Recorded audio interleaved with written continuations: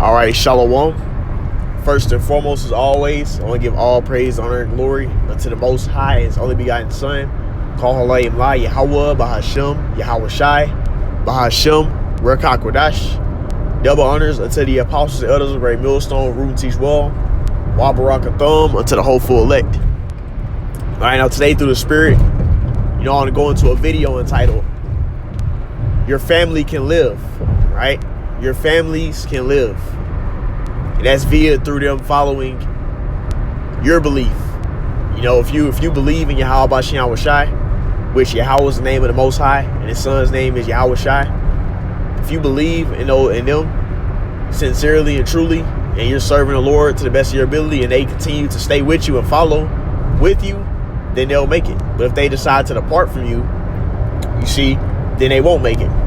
That's why you have precepts like remember Lot's wife. Lot's wife turned back. That's why she didn't make it. And even when you read the story of Job, it spoke about how the wickedness that his family was doing. But when you look into the situation with Noah, which I'm going to start with on this lesson, his family, it doesn't go into details about them helping him build the ark, but guess what? They followed. And the Lord had mercy on his family because of what Noah was doing. So for us, for brothers who have families and have daughters, sons, daughters, if they're following you, then they'll make it. Like if you're of the elect and they continue to follow with you, then they'll make it through that. But if they decide to go and take the micro C-hip and they depart from you, then they won't make it. Because we had a guy that came into our camp who was thinking, like Jake always thinks that they got to bow down to Esau for his family to be good. Like, nah, the Lord will preserve your family if they follow you. Which we know that's basically all contingent upon Yahweh Bashem Yahweh Shai. Because certain brothers, that you might have a wife that doesn't believe, but guess what? If she's really down with you, she'll stick with you, and then when all hell breaks loose, she's gonna believe then, because she's gonna see it right in her face. Martial law, and she's gonna see the hedges of protection over you, and she's gonna believe in that point, right? Or let's say reversed around, which I'm gonna get the precept, 1 Corinthians 7.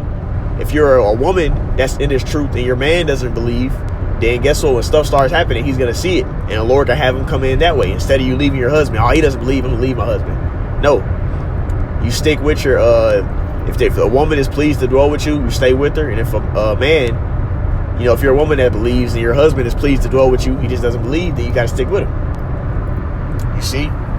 And the Lord could preserve them. But I want to get the precepts to prove that. This is Genesis 7 and verse 1. And Yahweh Bashem Yahweh Shai said unto Noah, come thou and all thy house unto the ark. That means all his family. For thee have I seen righteous before me in this generation. Right? Noah was moving upright amongst all the wickedness. He was one of the sons of God that continued to walk in that way the Lord has set up via through Adam. I want to get an NLT. Genesis 7 and 1 NLT. When everything was ready, the ark, the Lord Yahweh Bashem Yahweh Shai said to Noah, go into the boat with all your family. Right? For among all the people of the earth, I see that you alone are righteous, right?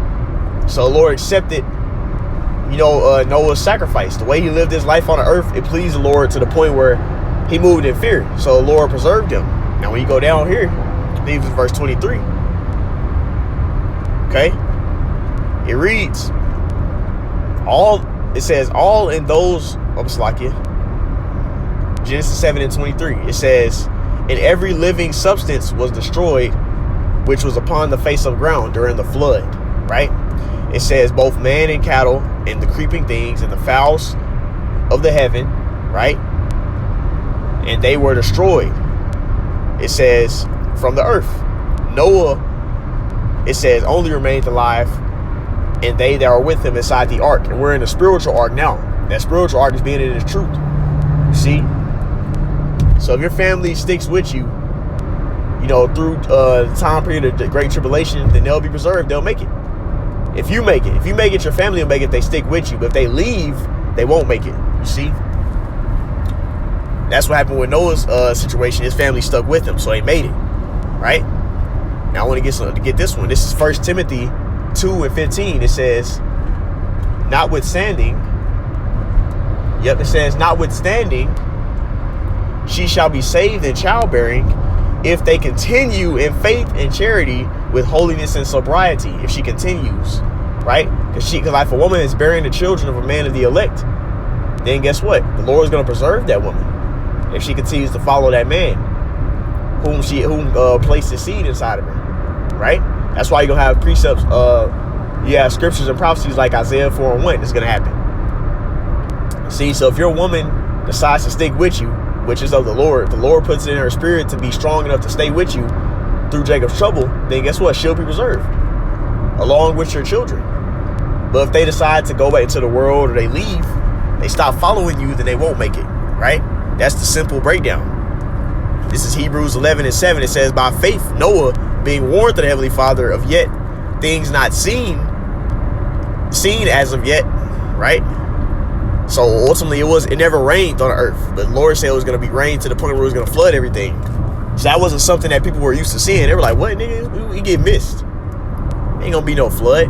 But yet, through the Holy Spirit, Noah was able to receive that and believe.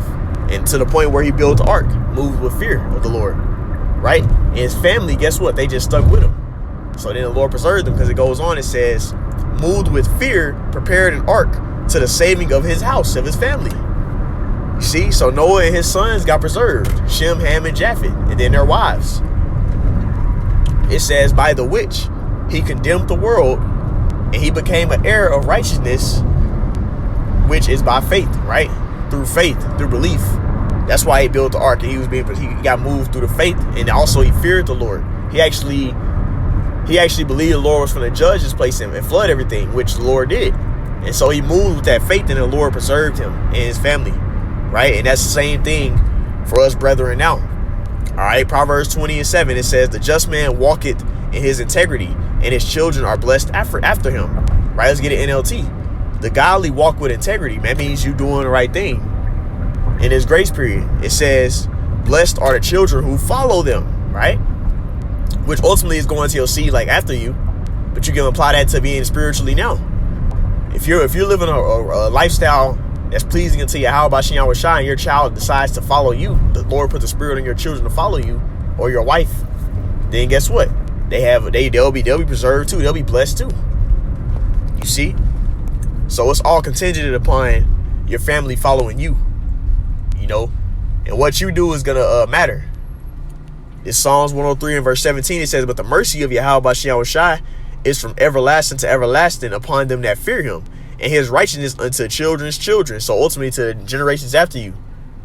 You see? Now your immediate children is one generation, but it says generation to generations because it's talking about, your fourth, the ones that will come after you. Your legacy after you. They can be preserved through what? You fearing Yahweh Shem Yahweh Shai. You see? But that mercy is going to remain. So if our children stick with us and move in the fear of the Lord too, they'll be preserved as well. For brothers that have kids, they have families. But that's what it's based upon. It's not based upon, Esau. What if Esau makes it where I can't work no more and then all that? No. The Lord controls whether you eat. The Lord controls whether you still live. The Lord controls whether everything you do, whether you still have a breath when you wake up. You see? Whether your heart keeps pumping. Right? The Lord's controlling that to keep the spirit inside your body. So that's who's going to be able to make sure you be preserved to be able to still live and eat and still survive. It's not based on Esau, right? And I want to get this one real quick too for edification. This is 1 Corinthians 7 and 10. Matter of fact, I'm going to give it to the point. It's 1 Corinthians 7 and 11. It says, I'll get 10. It says, and unto the married I command, yet not I, but Yahweh Shem Yahweh Shai. Let not the wife depart from her husband, if you believe. It says, because guess what? A woman could believe and her husband could eventually come in. He could see how fervent you are about it, and he could eventually be like, man, do you see these prophecies happening? And he come in. See, likewise, the other way around, which I'm gonna read the next one. This is the next verse. And it reads, it says, but if she depart, let her remain unmarried. That means if you do leave, because it's talking about like divorce. That was the thing that was happening. Jake was getting divorces and leaving the marriage and stuff, and then they'll start committing adultery. You see, and I'm finally about to be to the point where I'm going to be stationed. I'm going to reread 10 again. Salakia. All right. About to get it right here. Okay. Let's go ahead and do this right here. Let me do this right here. Salakia. All right. This is 1 Corinthians chapter 7, and I'm going to start at verse 10. Let me pull over real quick. It says, and unto the married I command, yet not I, but Yahweh Bashem Yahushua, let not the wife depart from her husband. It says, but, and if she depart, let her remain unmarried, so be a widow. You see? It says, or be reconciled to her husband, and let not the husband put away his wife. So basically, our culture doesn't promote adultery, to where you leaving marriage is leaving your husband or leaving your wife, right? You see? It says, but to the rest speak I, not the Lord. If any brother hath a wife that believeth not, and she be pleased to dwell with him, let him not put her away. So that means you stay with your wife.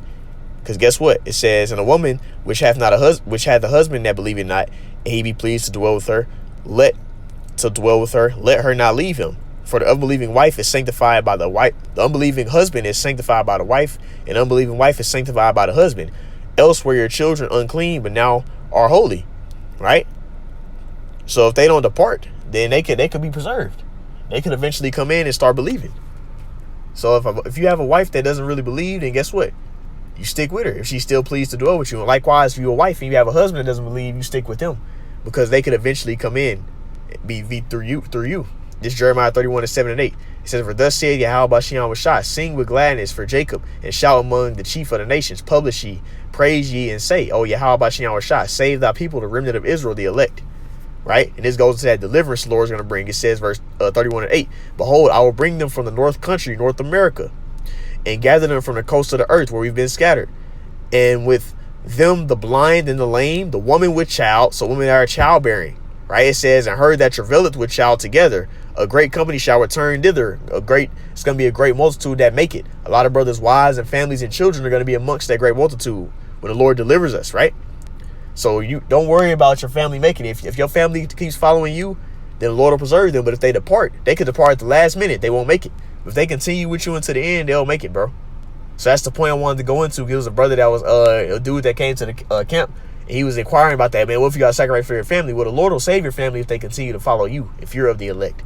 Right? So that's the point I wanted to go into. Lord willing, is edified. I like to end it off by saying, call Allah Yahweh by Hashem, Yahweh Shai by Hashem, Rakak Wadash, Jabbar Ernst, the apostles, others.